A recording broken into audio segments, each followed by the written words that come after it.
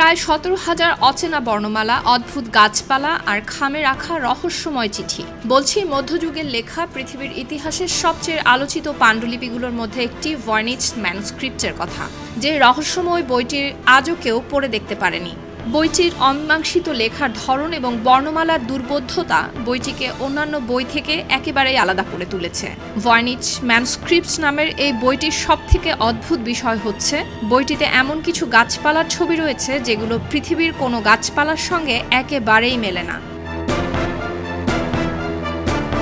এরপর বইয়ের ভেতর থেকে একটি খামে পাওয়া যায় একটি রহস্যময় চিঠি। একদিকে অচেনা বর্ণমালার গোলকধাঁধা, অপরদিকে খামে ভরা রহস্যময় চিঠি। 1921 সালে পাণ্ডুলিপিগুলো জনসম্মুখে প্রকাশিত হবার পর থেকেই এটি গবেষকদের আগ্রহের কেন্দ্রে চলে আসে। অথচ আবিষ্কারের প্রায় 80 বছর পরে এসেও এর পাঠোদ্ধার করতে সক্ষম হয়নি কেউই। আর সবচেয়ে অবাক করা তথ্য হচ্ছে পাণ্ডুলিপির বর্ণমালায় এখন পর্যন্ত প্রায় 17,000 অজানা বর্ণের সন্ধান পাওয়া গিয়েছে। শুধু এই একটি সংখ্যাই গবেষকদের ঘুম নষ্ট করে দেবার জন্য যথেষ্ট। আধুনিক কম্পিউটারের সাহায্যে পরীক্ষা চালানোর পরেও এই বর্ণমালার রহস্যের সন্ধান এখনো পাওয়া যায়নি।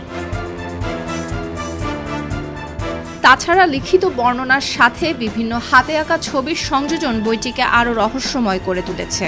হাতে আঁকা এসব ছবি দেখে একবার মনে হয় এটি যেন কোনো বিজ্ঞানীর নোট খাতা, কিন্তু কয়েক পৃষ্ঠা পরেই আবার মনে হবে এটি হয়তো জ্যোতিষীর ভাগ্য গণনার সহায়িকা।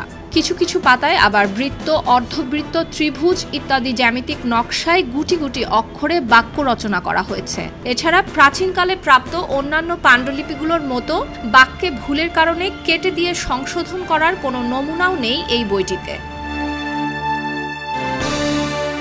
চামড়া দিয়ে বাধাকৃত বইটির মোট পৃষ্ঠার সংখ্যা প্রায় 234।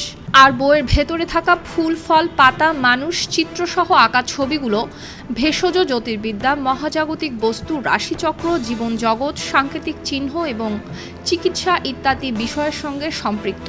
অবাক করা ব্যাপার হচ্ছে এর মধ্যে চীনা পৌরাণিক প্রাণী ড্রাগনের ছবিও পাওয়া গিয়েছে।